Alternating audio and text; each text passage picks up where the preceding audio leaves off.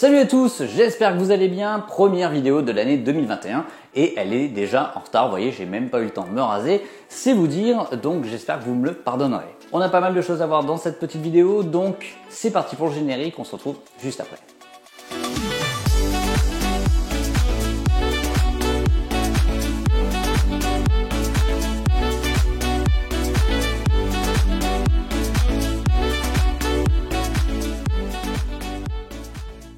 Alors la première chose évidemment, tous mes vœux pour cette nouvelle année. J'espère qu'elle sera passée sous de meilleurs auspices et que ça sera un petit peu moins la merde. Alors évidemment, première chose, résultat du jeu concours pour gagner la bobine de PLA noire de la marque Erion. Il y avait 1 kg à gagner. Et bien le nom du gagnant c'est Monsieur Magounet. Félicitations à toi, normalement tu as dû recevoir déjà la bobine vu que la vidéo est bien en retard. Allez, il est temps de parler de ce qui nous intéresse. On va parler de slicer et d'abord on va voir ce que c'est qu'un slicer pour ceux qui ne le savent pas. Alors un slicer c'est tout simplement un petit logiciel que vous allez installer sur votre ordinateur qui va vous permettre de convertir un fichier 3D en un fichier exploitable par une imprimante 3D, notamment les imprimantes FDM, donc à dépôt de filament. Alors pourquoi il faut passer par ce type de logiciel? Eh bien tout simplement parce que l'imprimante n'est pas capable de savoir sur quels paramètres elle va devoir se baser pour pouvoir imprimer l'objet en 3D en lui-même.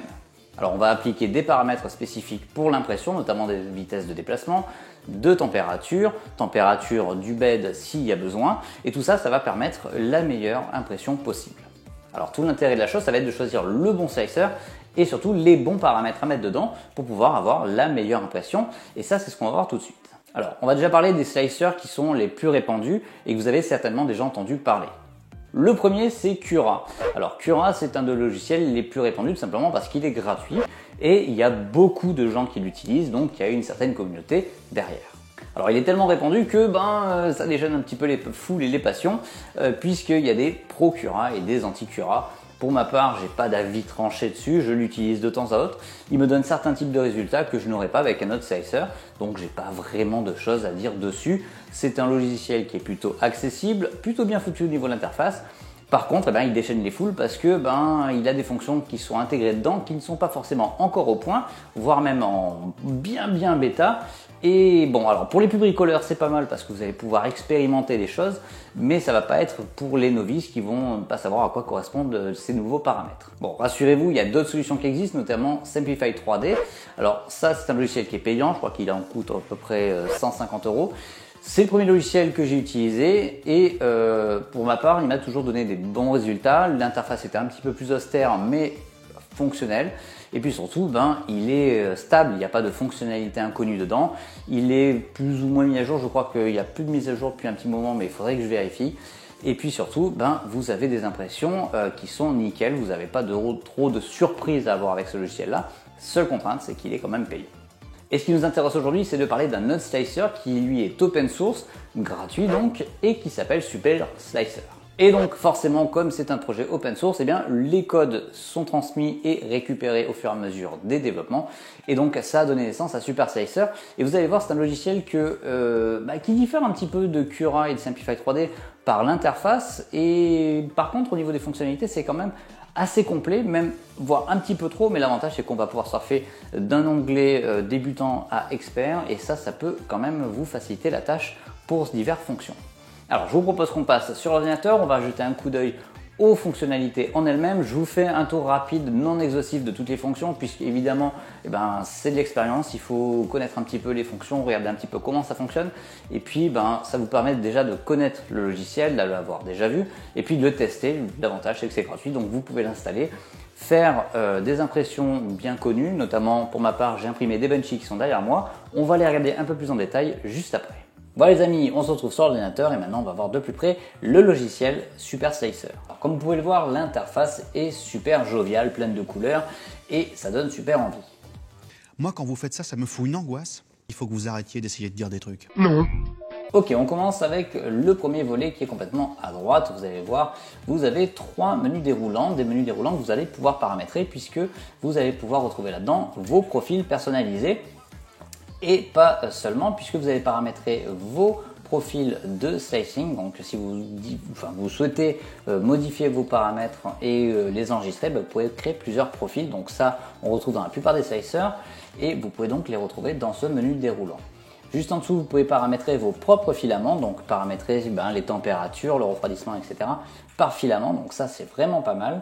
Et ensuite, vous avez en dessous le menu pour les imprimantes. Si vous avez plusieurs imprimantes, vous pouvez créer un profil pour chaque imprimante pour ne pas avoir à ressaisir tout depuis le début. Donc là, c'est pas mal encore. Vous pouvez choisir votre imprimante, le filament, le modèle de tranchage et paf, vous imprimez. Ça fait du choc à pic. Alors, le menu du dessus, c'est pour ajouter un modèle 3D. Donc, on va l'ajouter tout de suite. Hop, on va mettre un petit Benchybot et je vole la vedette à Tommy Desrochers que je salue. Alors, vous avez quelques panneaux qui sont apparus sur la droite, donc notamment l'emplacement du modèle 3D dans la fenêtre, ses dimensions, etc. Et au-dessus, vous avez facile, avancé ou expert. Donc ça va vous permettre de définir les paramètres que vous allez pouvoir définir. Donc si ça va être des paramètres en gros en mode débutant, donc vous avez que l'essentiel. Avancé, vous avez un petit peu plus, et expert, vous avez accès à tout. Donc évidemment, plus vous allez en avoir et plus ça va être, vous allez pouvoir affiner les paramètres. Donc dans le menu du haut, rapidement, vous pouvez ajouter un modèle, supprimer, tout supprimer, réagencer la position des modèles, faire des copier-coller, ajouter, modifier les hauteurs de couches de manière variable, donc choisir s'il y a une partie qui doit être imprimée plus épais ou plus fin. Voilà, ça, faut trouver une utilité.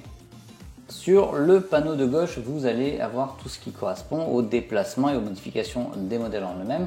Donc de quoi le déplacer, lui changer son échelle, le faire pivoter, ensuite pouvoir le faire pivoter sur une des faces, donc ça peut être sympa si vous avez des modèles plats. Vous allez pouvoir également le découper et pouvoir imprimer les parties séparément, donc ça c'est pas mal. Vous voyez, vous pouvez choisir par exemple de découper le toit juste ici, de garder la partie qui vous intéresse et de réagencer, et l'imprimante va donc pouvoir imprimer deux parties séparées et vous pourrez les recoller. Donc ça c'est bien quand vous avez des parties qui sont dans le vide, ça peut être pratique. Maintenant, si vous voulez trancher votre modèle, il vous suffit de cliquer soit sur les deux petits boutons qui sont en bas à gauche ou alors à droite, découper maintenant. Alors avant de découper, évidemment, on va paramètrer un petit peu tout ça.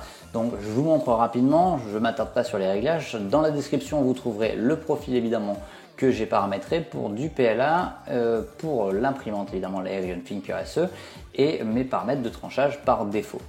Alors dans mes réglages d'impression, j'ai mis quelques paramètres, je ne m'attarde pas dessus. On va surtout voir ce que vous allez pouvoir faire avec. Donc en mode expert, on voit un petit peu tout. Vous allez pouvoir donc paramétrer les périmètres avec toutes sortes de réglages. Je vous laisse explorer tout ça. Le tranchage, donc ça va être l'épaisseur de couche avec les différentes hauteurs de couche en fonction du moment de l'impression, etc. Le taux de remplissage avec le type de remplissage. Les supports, les vitesses d'impression, si vous avez des couches multiples, les options de sortie, donc de sortie d'impression. Voilà, vous avez de quoi faire et explorer, donc n'hésitez pas à aller farfouiller un petit peu là-dedans. Pour les réglages de filament, c'est un petit peu le même topo. Vous avez de quoi régler le filament, son diamètre, les températures d'impression première couche et pareil pour le bed. Le refroidissement, si vous utilisez différents matériaux pour l'impression, vous allez pouvoir paramétrer ces différents matériaux. Rentrer du G-code particulier pour pouvoir lancer par exemple un auto-leveling avant chaque impression, donc là vous avez de quoi faire, et en gros mettre des remarques pour notifier un petit peu vos modifications. Bref, vous avez de quoi faire, je vous laisse explorer également. Voilà, il est maintenant temps de trancher notre modèle, donc pour ça on va cliquer sur découper maintenant et on laisse faire le logiciel. Alors voilà, ça n'aura pris que quelques secondes, c'est pas un très gros modèle donc ça va relativement vite. Donc on a quelques informations de plus juste au-dessus du bouton découper maintenant, qui s'est transformé en exporter G-code, et vous avez maintenant le débit de filament qui va être utilisé, également le temps que vous allez mettre pour votre impression et diverses autres informations. Alors, ce qui est surtout important, c'est de voir un petit peu comment notre modèle va être découpé. Donc, on va pouvoir jouer sur la barre verticale qui va nous permettre de faire varier la hauteur de la visualisation pour voir un petit peu comment tout ça s'imprime. C'est assez simple et plutôt bien foutu. On peut évidemment commencer d'un côté et visualiser de l'autre. Donc, si vraiment on a une partie qu'on veut isoler, Alors autre chose remarquable, on a toute la légende qui est sur le côté gauche qui permet de savoir un petit peu plus ce qu'on est en train de regarder, donc les différentes couleurs, les surplombs, les parties qui sont imprimées en remplissage, etc. etc. Donc je vous laisse explorer tout ça, ça donne pas mal d'informations et c'est pas mal intéressant. Alors voilà, maintenant que tout notre logiciel est paramétré, il ne reste plus qu'à imprimer tout ça. Donc je vous fais pas de timelapse, c'est pas très intéressant, on va passer directement au test. Mais surtout, on va voir la comparaison entre le modèle d'origine qui est fourni avec l'imprimante sur la carte SD et les deux autres slicers dont on a parlé tout à l'heure, Cura et Simplify 3D. Allez, il est maintenant temps de regarder les tests que j'ai fait. Donc il y a 4 modèles et le premier que vous avez devant les yeux, c'est le modèle d'origine qui est fourni avec la carte SD de l'imprimante. Donc on va regarder un petit peu ce qui est fourni, on va dire de base, et puis avec les slicers que l'on peut obtenir.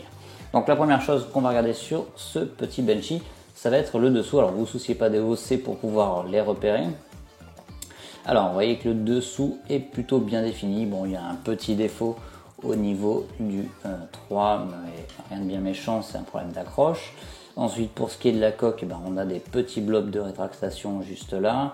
Vous voyez qu'après, c'est plutôt bien fait de partout, rien de bien spécifique. On a un léger ghosting juste au niveau de du rond juste là, mais rien de bien méchant. Le 3D Benchy à l'arrière, on le devine, mais c'est pas non plus hyper lisible, mais on le devine. Pour ce qui est de la surface du pont, bon, c'est joli, hein, rien de spécial à dire, c'est pas hyper lisse, mais ça reste quand même très acceptable. Pour ce qui est des montants, vous voyez qu'il y a quelques petits défauts, mais c'est pareil, rien de bien méchant.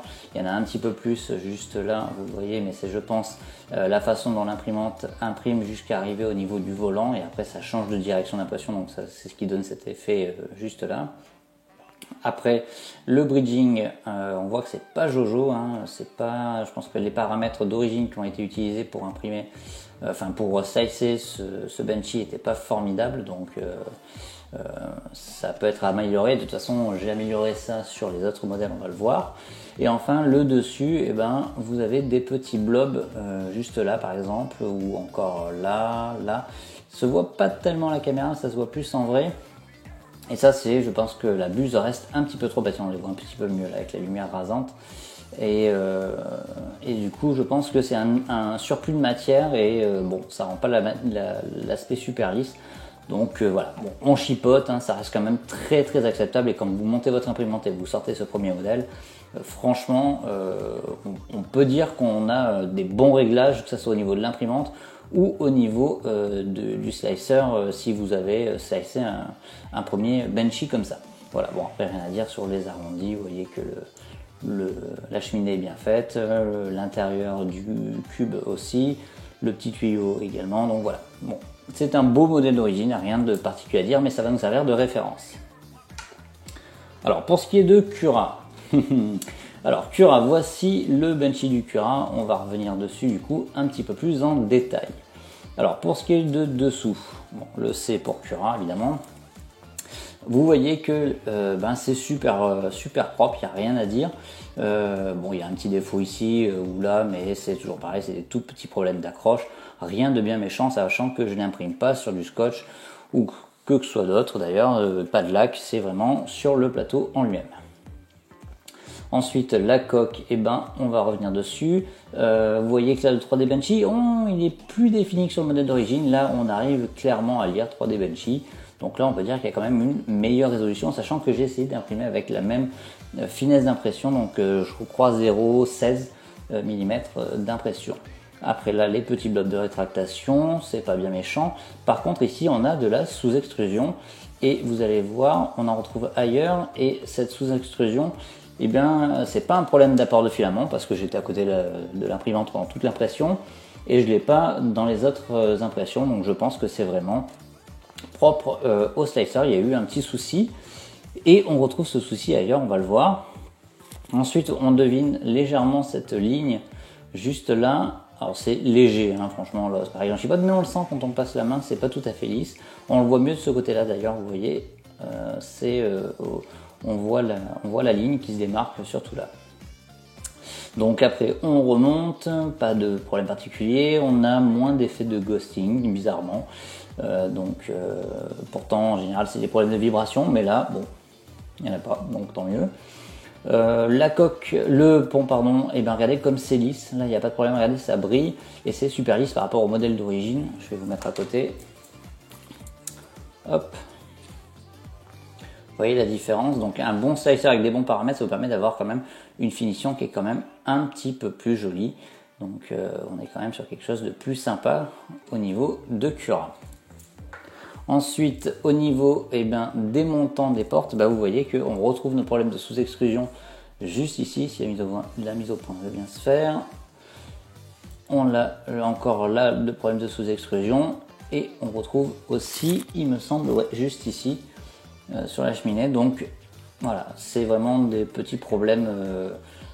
C'est pas flagrant, mais c'est des petits problèmes. Et là, c'est vraiment propre au slicer et je ne saurais pas trop pourquoi l'expliquer. Le bridging est pas moche du tout. L'intérieur non plus, en haut il n'y a pas grand chose à dire, on ne le voit pas, et le dessus vous voyez qu'on n'a plus du tout ces petits blobs dont je parlais tout à l'heure. Là c'est vraiment lisse, rien à dire, la cheminée non plus, donc Cura donne de très bons résultats et vous voyez, même si c'est gratuit et que c'est assez disparate au niveau des avis sur ce slicer, on a quand même quelque chose de très très acceptable. Maintenant on va parler de Simplify 3D. Alors, comme toujours, hop, le petit tour en dessous. Alors, on voit que clairement, il y a une différence sur le dessous par rapport aux deux modèles qu'on a vus. La façon d'imprimer est différente. Ça reste lisible, sans défaut particulier. C'est une autre stratégie d'impression. Voilà, un petit peu moins de remplissage, on a l'impression, mais franchement, c'est très acceptable. Bon, la coque, voilà, des petits blocs de rétractation ici et là. Vous voyez que le problème a complètement disparu sur la coque. On n'a plus du tout de sous-extrusion. On n'a plus non plus ce problème de ligne, enfin il existe toujours mais il est très atténué par rapport au reste. Le 3D Benchy, on le lit moins facilement que sur Cura, donc c'est un petit peu moins propre. Voilà, je ne saurais pas non plus l'expliquer, mais ma foi, pourquoi pas. La coque à l'intérieur, c'est propre aussi, on a le résultat à peu près similaire que Cura. On n'a plus du tout, vous voyez, la sous-extrusion au niveau des montants des portes ou de la cheminée, donc là encore ça reste très propre. Par contre, on a des cheveux d'ange, donc des problèmes de rétraction. Le profil est à ajuster, évidemment je le ferai avant de vous donner tout ça.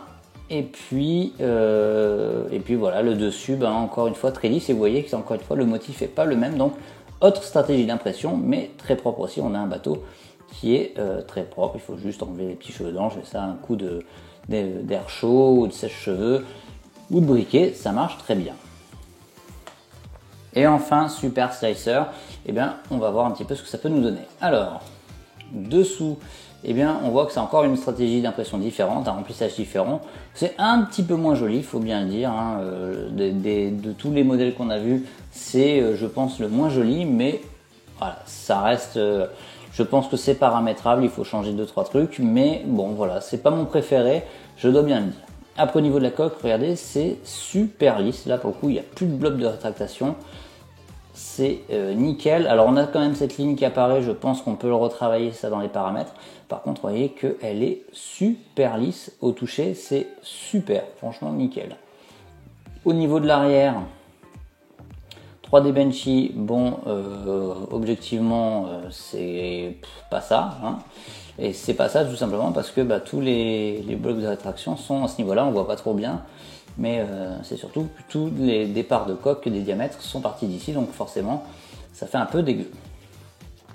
L'intérieur, regardez ça comme c'est lisse, c'est le plus lisse des ponts des Benchy que j'ai fait, c'est voilà, c'est brillant, vous voyez que ça brille, donc c'est vraiment nickel. Les montants, vous voyez, on n'a plus non plus de problème de sous-extrusion, ni sur les montants, ni sur la cheminée. L'intérieur du volant, c'est super beau, rien à dire. Le bridging, bon, c'est pas mal du tout.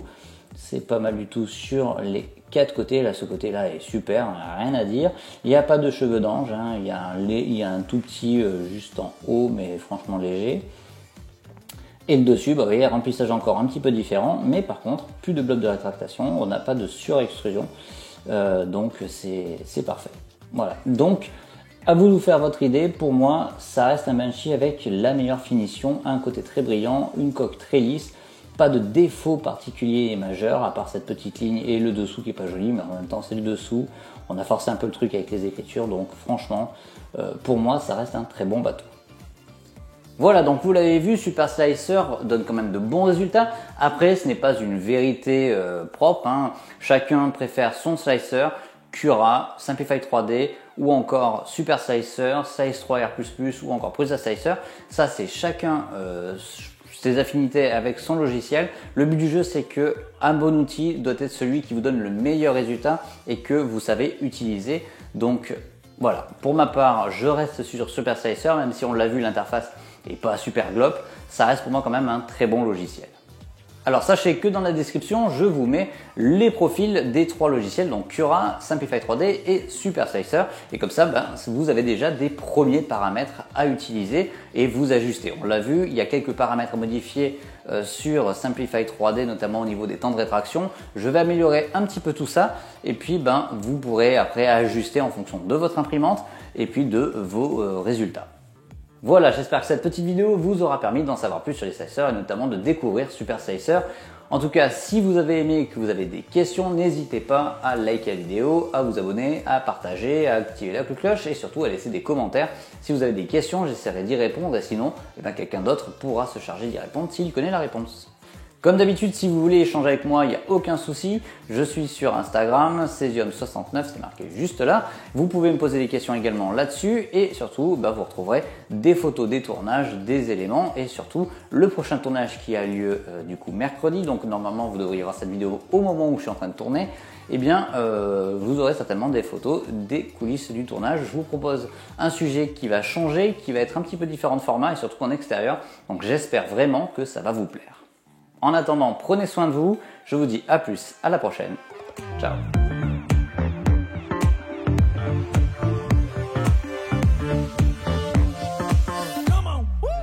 N'hésitez pas à vous abonner, à activer la cloche. Voilà, j'espère que cette petite vidéo vous aura éclairé sur les slicers, vous avez découvert Simplify 3D. N'importe quoi. Voilà, j'espère que cette vidéo vous aura aidé à découvrir les slicers et notamment Super Slicer. C'est pas une vidéo sponsorisée, de toute façon c'est open source, donc on s'en fout. C'est n'importe quoi.